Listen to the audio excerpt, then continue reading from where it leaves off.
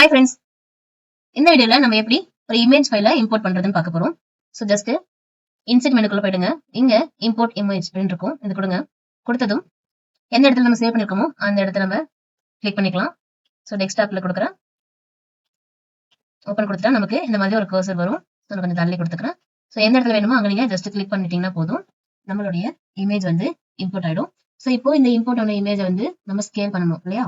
அனோடேட்ல போயிட்டு detail line இருக்கு இல்லையா, இது நம்மளுடைய 2D லைன்ஸ்னு வச்சுக்கலாம். ஓகே, அதை கொடுத்துட்டு ஸோ இப்போ நம்மளுடைய பிளாட் சைஸ் என்னவோ அதுக்கேற்ற மாதிரி நம்ம ஃபர்ஸ்ட் ட்ரா பண்ணிக்கலாம். ஸோ இங்க கிளிக் பண்ணிட்டு நம்மளுடைய ஹரிசாண்டல் வேல்யூ வந்து பாத்தீங்கன்னா 41 feet 6 inches இருக்கு. Okay, 41 feet 6 inches. ஓகே, அடுத்து வெர்டிகல் வந்து பாத்தீங்கன்னா 49 feet 6 inches. ஓகே, ஸோ இந்த மாதிரி ஒரு ரெக்டாங்கிள் வந்து நான் கிரியேட் பண்ணிக்கிறேன்.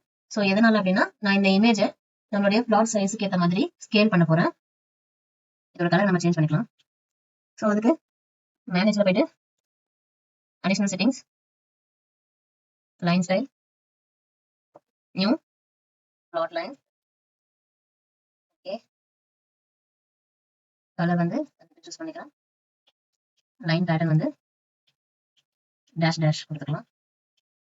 ஓகே, ஸோ இப்போ சூஸ் பண்ணி இந்த இடத்துல லைன் ஸ்டைல் இருக்கு இல்லையா, இங்க போயிட்டு நம்ம கிரியேட் பண்ணது இங்க காமிக்கும். ஸோ அதை வந்து கொடுத்துருங்க. ஸோ இப்போ உங்களுக்கு கலர் சேஞ்ச் ஆயிடுச்சா? ஸோ இப்போ இந்த இமேஜ் ஸ்கேல் பண்ணிடுவோம். ஸோ ஃபர்ஸ்ட் இதை மூவ் பண்ணி இந்த இடத்துல வச்சிடலாம். மூவ் கமெண்ட் கொடுத்துட்டு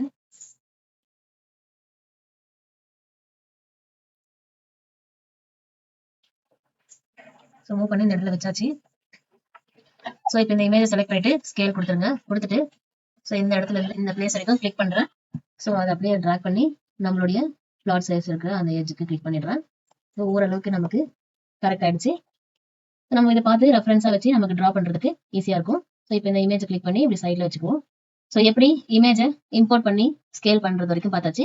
இதுக்கு அடுத்த ஸ்டெப்ல நம்ம 2D பிளான்ஸை கிரியேட் பண்ணிடலாம். ஓகே, தேங்க்ஸ் ஃபார் வாட்சிங்.